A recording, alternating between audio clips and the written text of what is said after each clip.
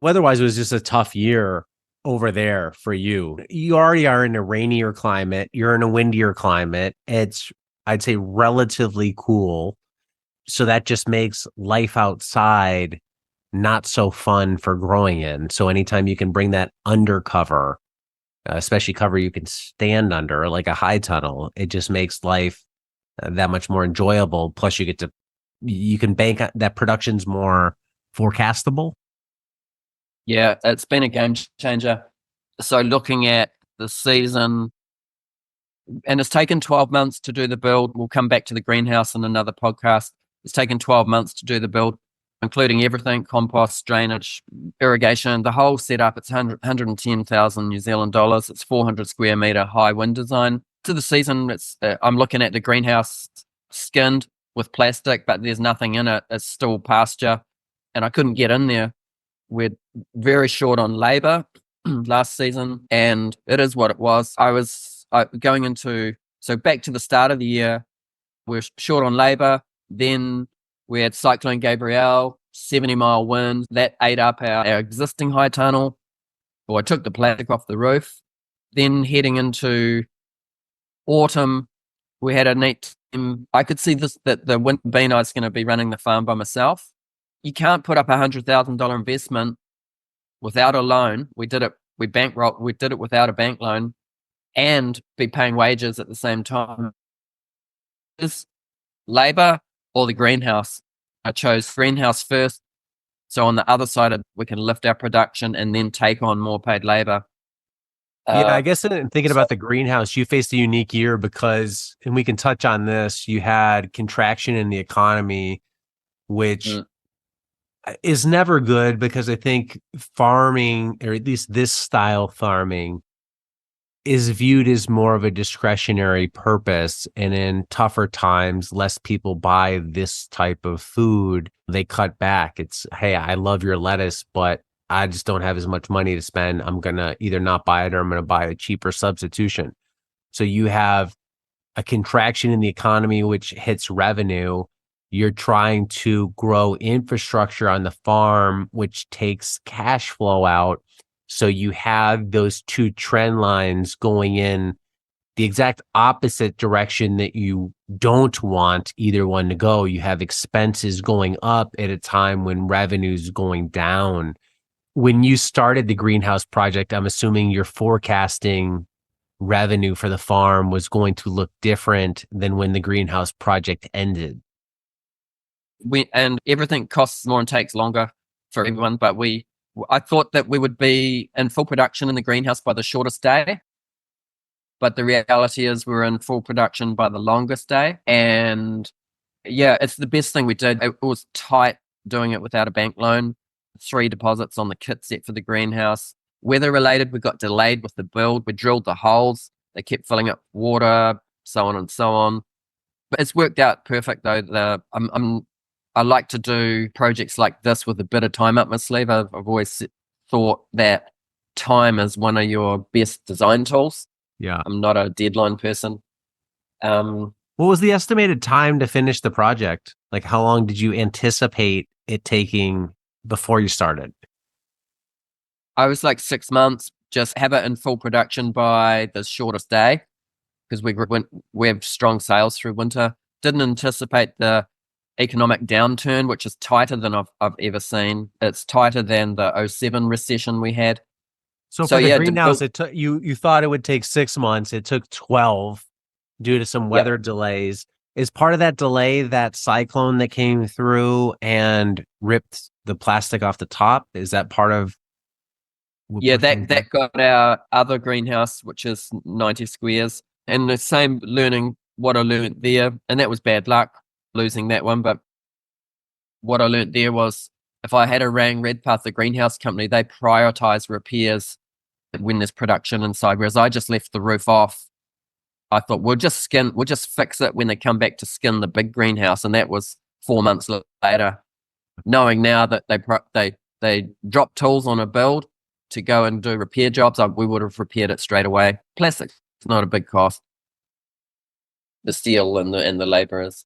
I don't know I've ever talked about this with anybody, and New Zealand's going to be obviously different than the US, but if you lose a greenhouse in a storm, just damage. I'm not saying obviously it's not going to blow away. Is there some sort of business insurance that covers that, or are you set up in a way where you're on your own? How does that part of it work? You can get insurance, absolutely, but I mean, with the downturn and the recession, we're seeing everybody in the same boat as us. We're just cutting costs everywhere. We just cut I'm open about this. We just cut my life insurance. We just cut insurances everywhere. So now the money to reskin the greenhouse when it needs it, we just foot that bill instead of paying a ridiculous amount of insurances for something that we may not even need. The Christchurch earthquakes, I forget when they were 10, 15 years ago. We're still got really high premiums on insurances in New Zealand since the quakes. And then I did some rough maths between the earthquakes a long time ago, COVID, and Cyclone Gabrielle. It's something like $115 billion of cost. That's only through claims. I didn't claim for my greenhouse roof, and a lot of other people without insurance wouldn't have claimed. So $115 million of claims.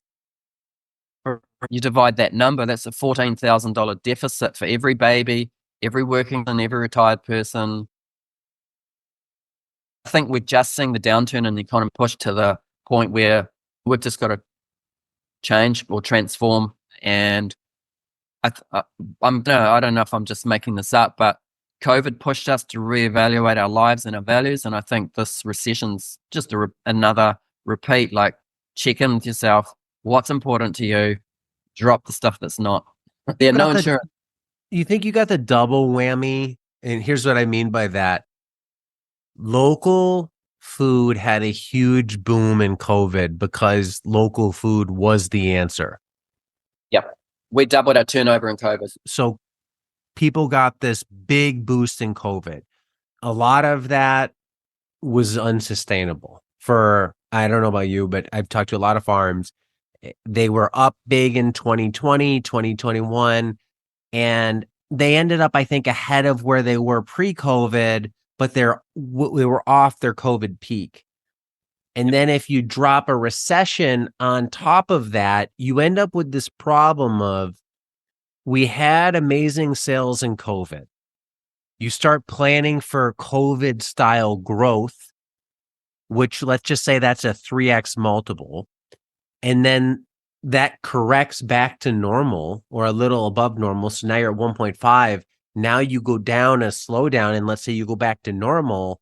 You've been whipsawed. You had amazing growth during this artificial, not this actual event that was unsustainable. And now you're planning like, wow, look at this. This growth's amazing. Let's keep it going. And then bam, you're whipsawed the other way and things actually slow down and demand goes the other way. Is that what you saw? Yeah, absolutely. And how do you plan for a huge downturn with your labor? Your staff? Do you have to lay people off? Do you have to just suck up the extra yourself? It's just the way the year rolled out, but we just done our biggest single investment with the greenhouse as the downturn hit. So the total business is sitting at 40% turnover from last year. Each year we've been going up by $50,000. So expected to go from 250 to 300 this year. We're happy. The time was right. So for 40% turnover, do you mean you're half of 250 or 40% of 250? Yep. Yeah. So when was the first time you noticed that the market had changed for veg in your area? We noticed it with restaurant first, and we're super long-term committed with our restaurants, but the restaurant downturn, so we're in peak summer now. Peak summer last year, the sales just weren't there like they usually were. Retail was strong. So restaurants ordering less? Way less. Down to 25% turnover. Skip an order this week, mate. They're cutting costs everywhere. And hot and cold, they might get hammered on a Tuesday, which usually they're busy on a Saturday. The patterns are gone. They just don't know if they're going to have be full house or empty. How do you staff for that, or how do you know how much food to buy in? And retail's been strong, and then we're strong sales during the colder part of the year.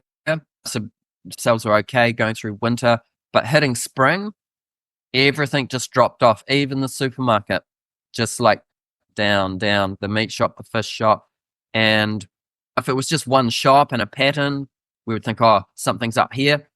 Maybe the price of whatever meat's gone up too much for people, but it wasn't nothing to do with that. It was the economy. And 6 weeks before the longest day, everything just crashed.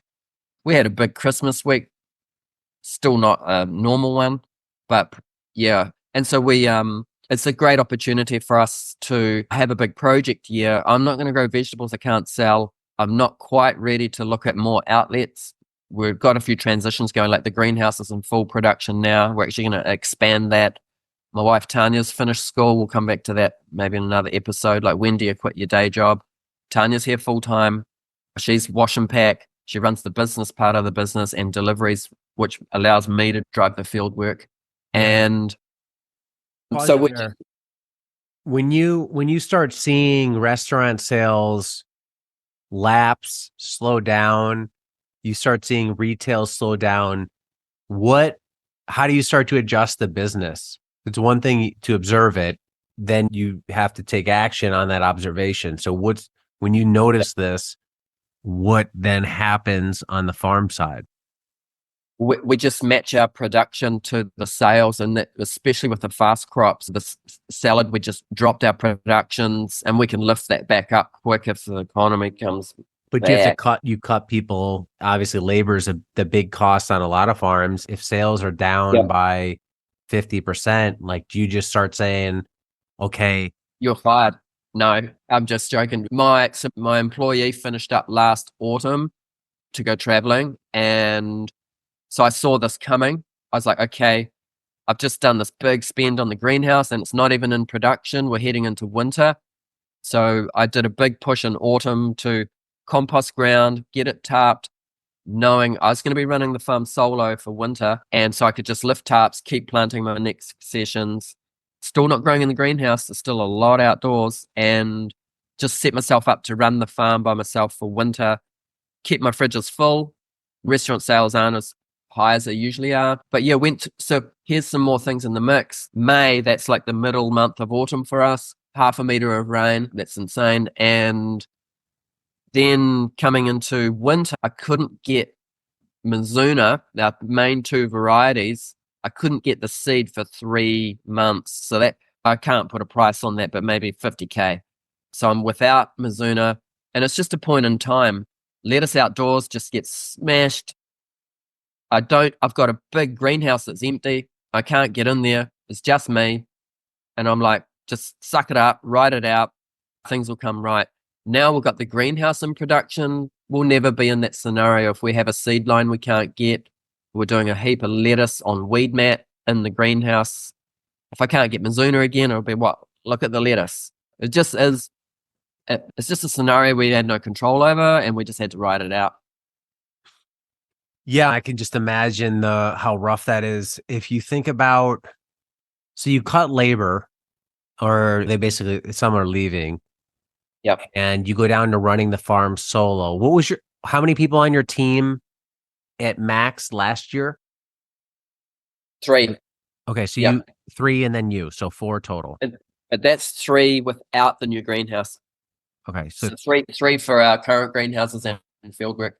Going from a team of 3 plus you to a team of 3 plus 1, that seems like that's a shakeup of life, like the snow globe has just been jostled. What was that like for life, going from having 3 employees to now you're the employee working 80 plus hour weeks? I love the work. I skateboard to work, and the market garden's my thing. So it's not I have to go to work.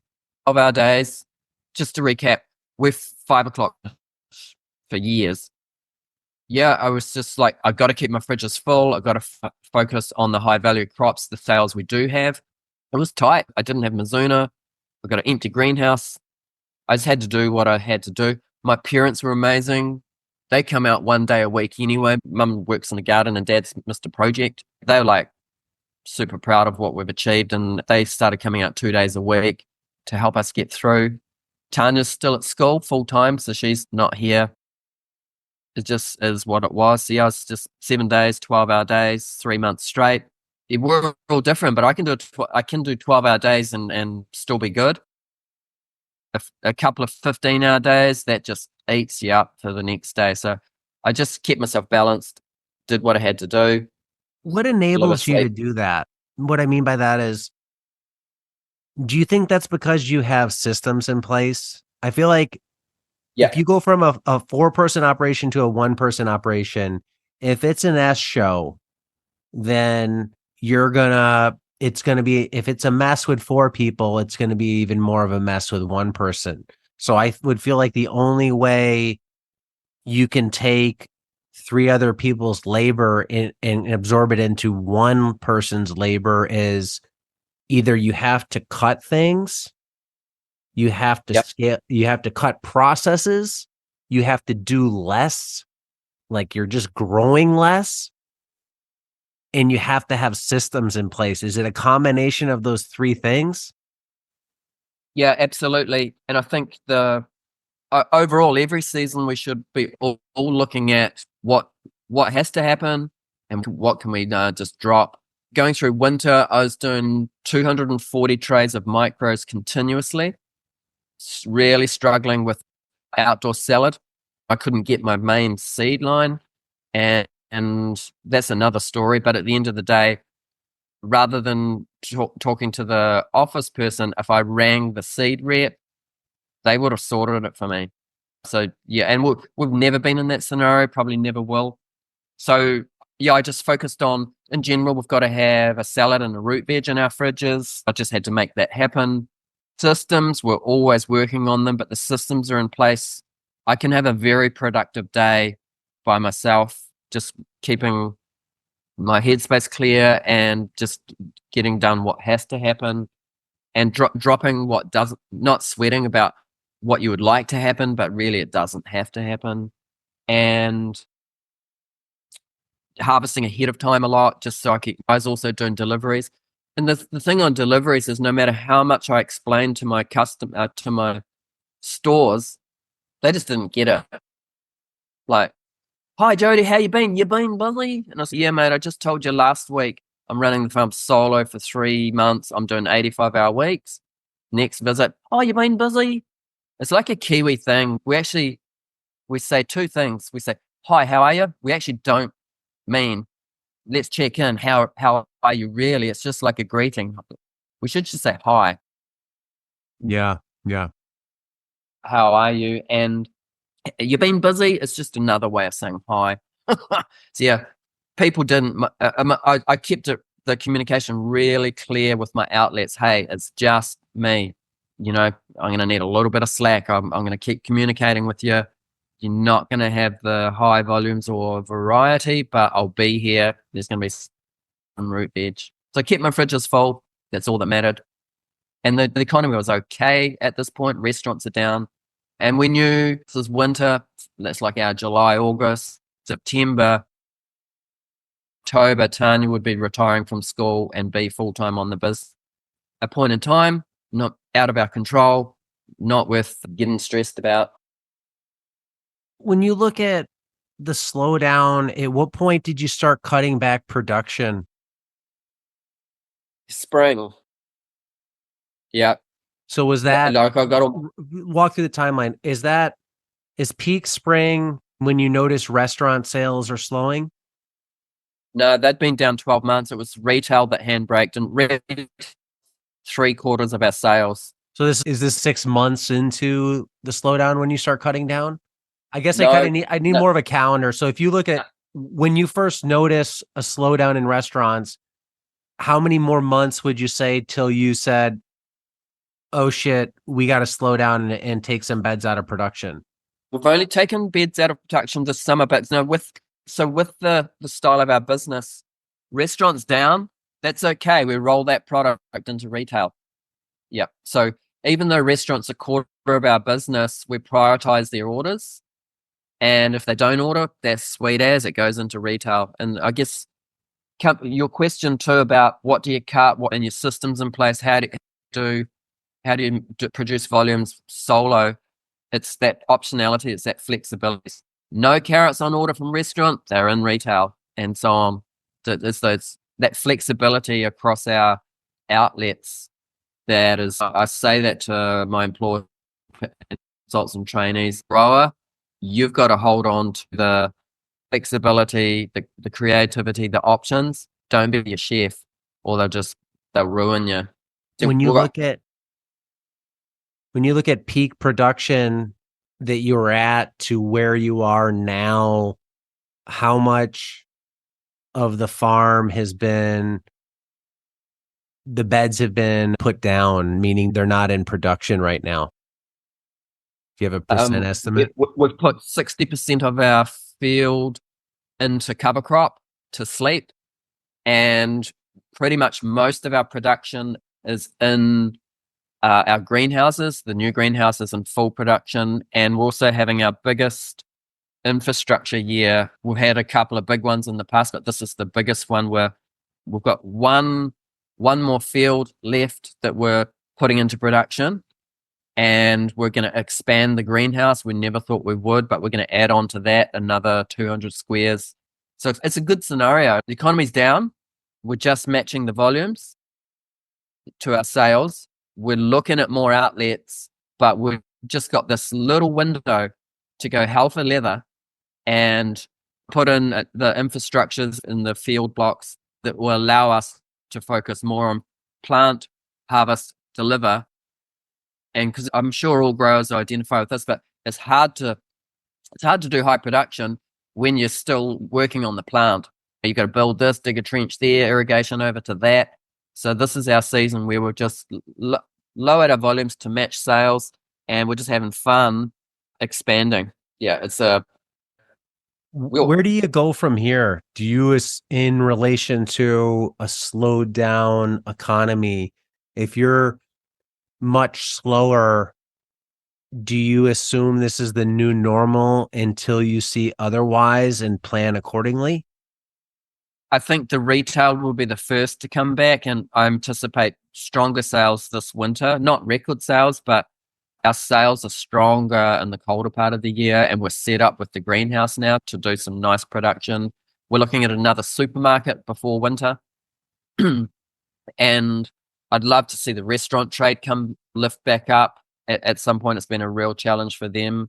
So we're not looking at doing some COVID records or anything like that, but we're still anticipating it might be 12 months, 24 months, getting back on that trajectory of every year the business increases. So we're just repeating, we're having a breather, bang in some cover crops and work on projects so that we can do higher production without having to do the infrastructure work alongside the hustle.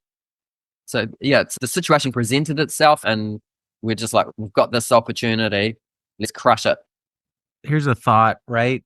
There's the chicken and the egg problem. You have, I'll say half the bed under cover crop. Obviously, to sell product on a farm, you need to grow it first. So you're going to have some lead time. If it's salad greens, it's 45 days, 50 days before to sell it. Your risk, if it stays slow and you take beds out of cover crops to put into lettuce production, you produce a crop that you can't sell. So you're out the seed, you're out the labor if you can't sell it.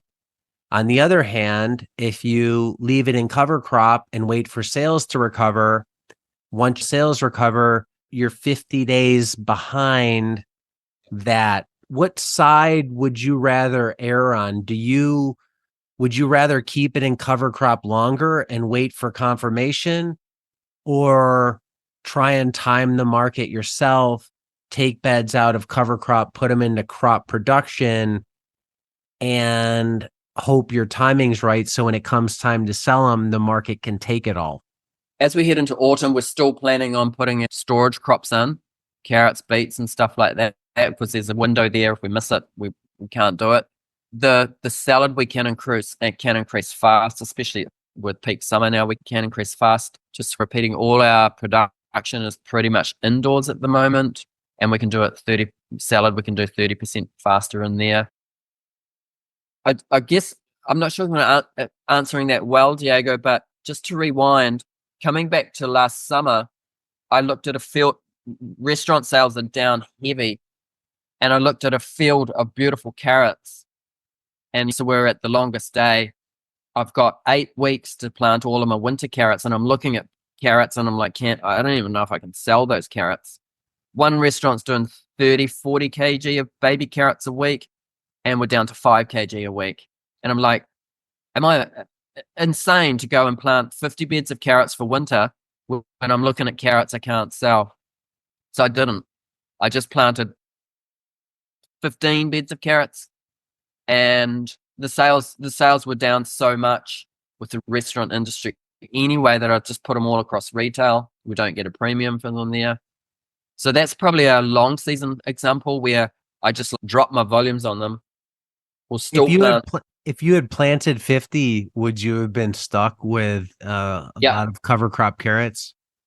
I would have had to buy some pigs to eat carrots. So a couple of thoughts. We can lift volumes real quick on salad. Like, it's not 50 days, it's 6 days. Microgreens. Yeah, if you put that in. Yeah, Mizuna indoors under 20 days. Where's I going with this? Yeah, once we get on there through the expansion, we can focus back more on production. One thing I've been considering when I was in Australia, the January before, my friend's business, Five Tails Farm, they were doing 50% wholesale, 25% retail, 25% restaurant. And so I'm looking at, as we move forward, wholesaling microgreens, cucumbers. We grow an insane amount of cukes, and we struggle to sell them. I would wholesale these kind of prolific crops, and the margin at wholesale is 50%. So the distributor takes half the cut. But if we look at microgreens, for example, we do 2.5 ton of microgreens currently. We can do more. Half of the microgreens we sell as a garnish to restaurant or as just a straight microgreen salad in retail, and that's where we get the premium, let's say full price. As soon as we mix the microgreens with the field salad, it's a beautiful salad, but we only get half the value.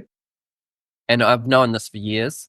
So we try not to overload the field salad with, it's 20% microgreens, not 60% microgreens in the mix.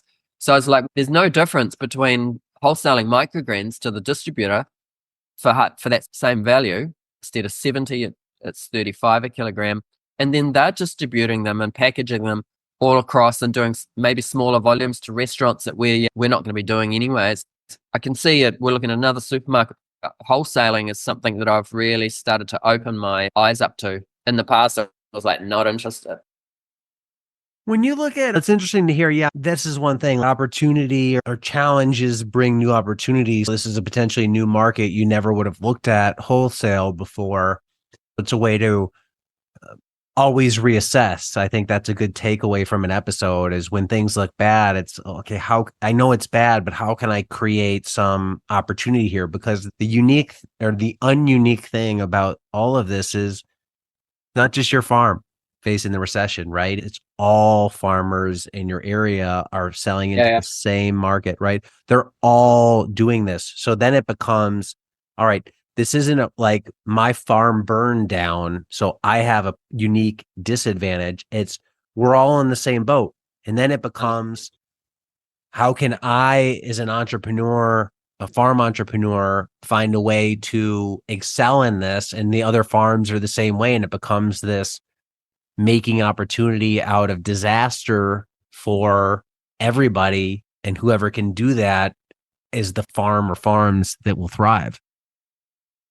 Yeah, I've watched the last 12 months across the world. I've seen some of the most challenging things for growers. Tennis ball size hail, flooding. I'd like to do a big shout out to Rob Rock at Pitchfork Farm. I saw them go underwater. Rob's a legend. That's just tough. We're all having a tough season. It's not me. It's not us. We're all in this together. And we're just got to be strong, be kind, transform, and Yeah, keep at it. What are your thoughts on this? And going back to market timing, if you plant a crop that you don't harvest, how much are you actually out? I'll break that down. So let's say you planted those 50 beds of carrots. You only needed 15. You're 35 beds carrots too many. For the soil, this is great. Like it's essentially a cover crop that you can't sell. The Yep, no negative problem. is the seed cost is more expensive than cover crop, but it's not crazy cost. We're not talking thousands of dollars in seed cost. Their labor to seed the beds, if you're direct seeding with the Jang, it's negligible. Maybe you do some cultivation. If you don't, as long as you don't harvest it, are you really out that much if you overplant in a time like this? No, great comment there, Diego. No, I think you're better to leave it in the field and just call it a cover crop than added value it. Put that labor to getting it out the field through wash and pack and across town when you know it's going to come back. And that's, I guess, my thoughts are as the business owner. We've had some amazing employees that can run every part of the field. They know, hey, it's going to rain. We need to do this. We need to hustle, do this before it rains and set ourselves up and so on. Some good skills. That's one of the parts of running the business is when do I call it? When do we say we're not lifting that from the field? We've got surplus. We ain't putting it across town and spending 40% of the cost wash and pack with it, especially if it's a salad. We just leave it in the field and now call it a cover crop. Smash it down with a line trimmer, weed eater to terminate it. The cost is $6 to $10 on average for some of our more expensive crops to plant, and by that Mizuna carrots, and then some other crops like cilantro, it's 30 cents to drill a bed. And we love the Jang. We're typically doing our transplants indoors now and direct seeding outdoors. The biggest cost is putting it across town and bringing it back again. We're unsold. And I guess that's part of, I'd like to jump in here with Tanya's working on the business now. Let's hold Tanya's that. doing delivery. Hold that for a future one. Right. If you look at, I guess, the year that was 2023 into 2024, like the hard stuff's past. You're now living in, let's call it the new reality. The market's been adjusted. You're used to adjusting down. The employees that you had, you have that staff shortage now. You've moved on with infrastructure that you've already begun paying for and putting in place. As negative as it can look when you're going through it, when you sit here today, late January 2024, and you look ahead, how do you view the future of farming? For us, I'm super excited about getting through the majority of the expansions and being over the early years of building the plant. And yeah, we're really excited about as soon as and the economy comes back to just even average, not exceptional. We know we're good. I guess I don't know if I'm a here, Diego, but we've built for our small scale, and that our farms are going to get a little bigger, and generally we're all more profitable. But I can see later on we might be leasing some land next door, and I'll just be putting my storage crops there and bringing that home to put through our wash and pack. I'd like our wash and pack to run Monday continuous. There's wash and pack crew. It's always running. When I say the farm's bigger, I've been designing look like, I think if I could do this all again, and I've been designing some farms like this, going small tractor based, and I've found the Italian hill country viticulture tractor for tight S's. It's 56 horsepower, and I can see that we can take a bit more labor out of our food production and keep the small skinny bed, keep that model, and I think we're going to see more small scale farms that are 5-10 acres When you look at rather than 1 acre, when you look at when you look at your year, do you need the market to rebound for Roebuck Farm to be successful, or can Roebuck Farm be successful at this current economic level? No, we can keep going like this. We're old school. We don't take bank loans to do things. We do it with savings. And my wife Tanya's here. It's just us two. We can do the volumes currently. I guess if we need to jump back up to high production, we need to totally to consider skilled labor, employ our boys when the economy comes back. Cash flow rises, we need more employment. And initially we're looking at employment for harvest day. So wash and pack 2 days a week. And no, we can run the production, the two of us. And I don't know, if it never comes back, we're just downscaled. Yeah. Or diversify. Other things that we've been entertaining is now we've got the greenhouse. There's a heap of crops we can grow that used to get thrashed outdoors, basil for sure. And so we're looking at, hey, maybe we can, and it was really inspired by Bear Creek Organic Farms podcast late last year and their model. Check out their work. We're looking at, do we produce product, take it to a commercial kitchen, added value it, and then put that through our retail chains, like basil pesto, relishes, all of this kind of stuff, ferments, as to diversify our lines in store without really having to start doing 90 different types of crops in the field. So yeah, we're definitely considering that one as well. If you had to guess, where do you think 2024 ends? Still in this downturn, or do you think you see a rebound? Ooh. Get my crystal ball out. I've got no idea, Diego, but I think if this economic downturn makes us all check in with ourselves like COVID did, yeah, I think things are going to, by the end of the year, we're going to become rising back out of it. Yeah. Is that because you found a way to thrive in it, or because you think the economy turns, or both? Yeah, I think we've all got to thrive when things aren't up. Yeah, we've got to find a way to thrive.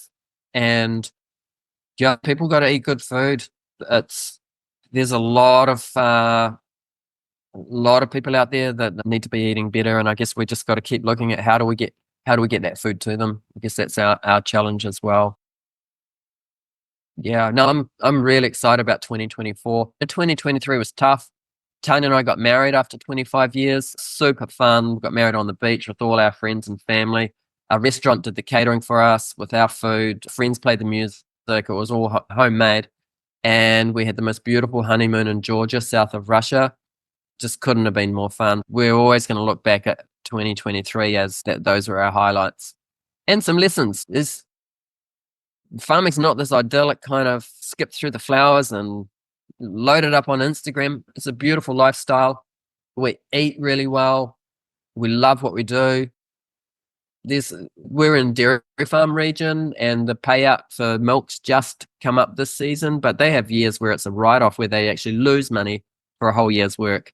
So I think that they got it tougher than we're not in that scenario.